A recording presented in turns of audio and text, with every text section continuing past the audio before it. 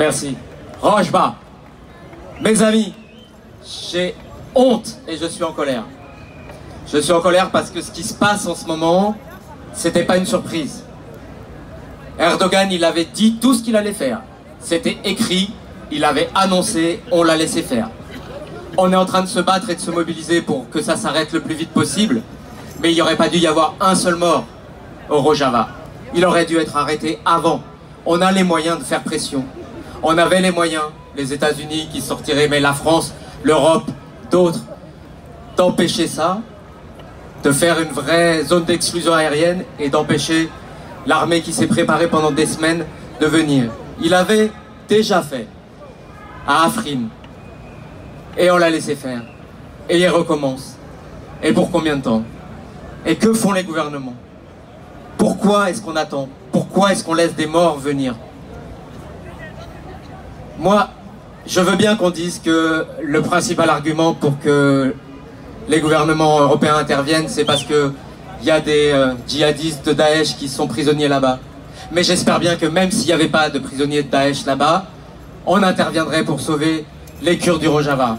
C'est pas du donnant-donnant, c'est pas du cynisme d'y aller uniquement parce qu'on a peur d'avoir des terroristes qui arrivent.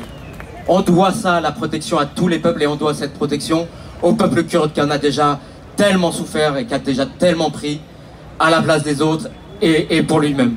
Alors aujourd'hui, il n'y a pas 36 solutions, il faut que cette mobilisation, elle continue, qu'elle ne s'arrête pas, parce que si dans une semaine, le Rojava s'est sorti de l'actualité, ce sera terrible ce qui va se passer. Alors il faut maintenir la mobilisation, il faut dire que non, français ou pas français, on a honte de l'attentisme et de l'inaction du gouvernement, honte de voir tergiverser à l'ONU, ici et là, pendant que des familles sont obligées de fuir et que des morts tombent tous les jours. Monsieur Macron, ne soyez pas le Daladier de 2019, intervenez, faites parler la France, utilisez pour une fois votre armée pour quelque chose d'utile et empêchez que le massacre continue. Monsieur Castaner, la moindre des choses, c'est que pendant que les Kurdes souffrent là-bas, arrêtez vos préfets et vos policiers et dites-leur d'arrêter de harceler les militants kurdes ici.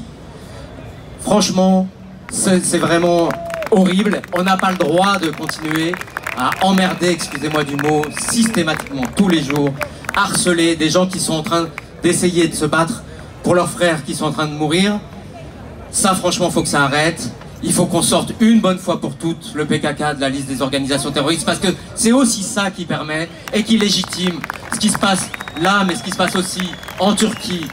Tous ces députés du HDP qui sont emprisonnés, qu'on attend, on les a parrainés, on les oublie, on ne sait plus combien il y en a, ils sont en grève de la faim, on les laisse tomber.